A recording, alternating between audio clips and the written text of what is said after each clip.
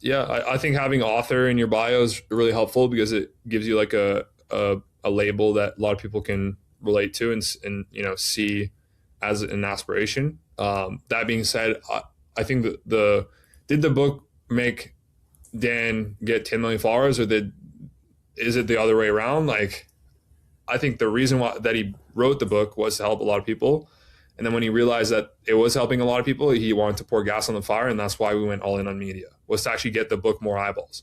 So technically, the book did help us grow because it was a catalyst for us to actually focus on media.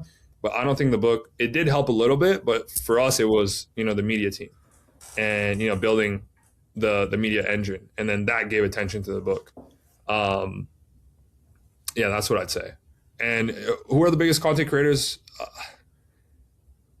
Who are the best that I like right now? I really enjoy watching Caleb Ralston's content. Even though he's a mentor, I still watch all his free content.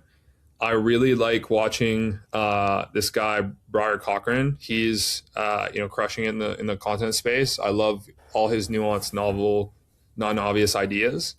I really like watching Jun Yu. He's like one of the biggest in the social media space. And if I had to pick a last one, personal brand launch, Ava, she's crushing it. And I love watching her content too. With the way kind of social media's evolved recently, obviously the last couple of years since like Instagram Reels have come in, do you think that could be something that starts to die off as a bit of a, not a fad or a trend, but people are seeing less interest in? I think so. Yeah, I think like everything is supply and demand, and when the demand goes down, I think people will see it, and you've already seen some sort of a downtrend in interest on those types of videos.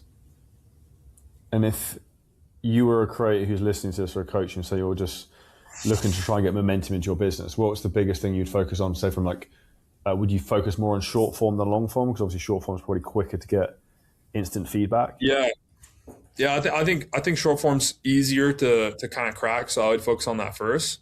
But as soon as possible, I would then redeploy resources to then grow on long form, because I do think long form is where, like, it takes an average, I think it's like 7 hours of content for someone to watch until they buy something from you. And that means it's like, I don't know the math on that, but probably a lot of shorts, like hundreds.